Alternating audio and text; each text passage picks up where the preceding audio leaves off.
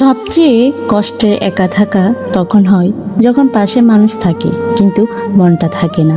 রাকিব আর নীলার ঝগড়া এখন নিত্যদিনের ব্যাপার।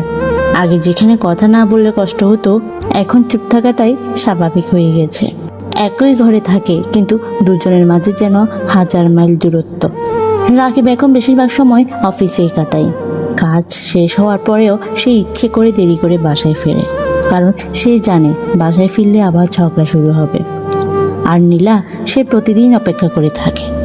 রাতে একা বসে থাকে নীলা, ফোনটা হাতে নিয়ে বারবার দেখে, কোনো মেসেজ নেই, কোনো কল নেই। নীলা মনে মনে বলে, আমি কি এতটাই অপ্রয়োজনে হয়ে গেছি? তার চোখে পানি আসে, কিন্তু সে কারোর সাথে শেয়ার করতে পারে না। অন্যদিকে রাকিবও পুরোপুরি খুশি না। বন্ধুদের সাথে বসে থেকেও তার মনে একটা অজানা চাপ। মনে মনে বলে, সে কেন যেন সবকিছু বিরক্ত লাগে, কিন্তু সে বুঝতে পারে না সমস্যাটা কোথায়। একদিন রাতে রাকিব বাসায় ফিরলে দেখে নীলা চুপচাপ বসে আছে। নীলা বলে, তুমি কি আমাকে আর ভালোবাসো? রাকিব ক্লান্ত গলায় বলে, এই প্রশ্নটা আবার কেন? এই ছোট একটা প্রশ্ন তাদের সম্পর্কের সবচেয়ে বড় ফাঁকাটা দেখিয়ে দেয়। সেই দিন দুজনেই চুপ হয়ে যায়। কেউ কাউকে বুঝতে চায় না, কেউ কাউকে সময় দিতে চায় না।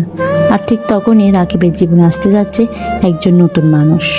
সে কে, কেন সে রাকিবের জীবনে আসবে? জানতে হলে দেখুন পার্ট 4। আর ভিডিওটি যদি ভালো লেগে থাকে, লাইক সাবস্ক্রাইব করে পাশে থাকবেন। ধন্যবাদ।